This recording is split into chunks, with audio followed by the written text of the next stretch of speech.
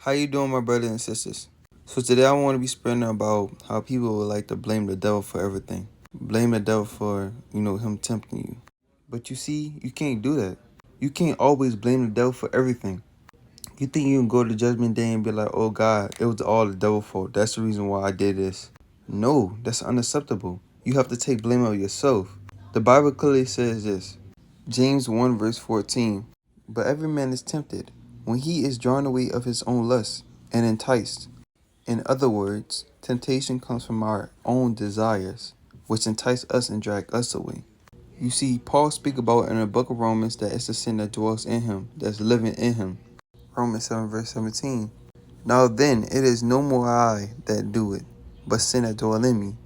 For I know that in me, that is, in my flesh, dwell no good thing, for two will is present with me.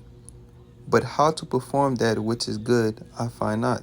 For the good that I would, I do not, but the evil which I would not, that I do.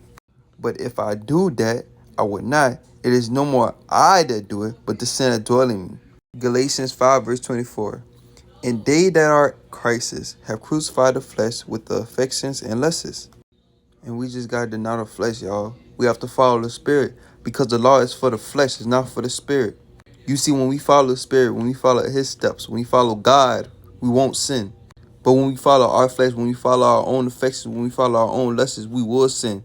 Because our flesh have evil desires that's wicked in the Lord's sight.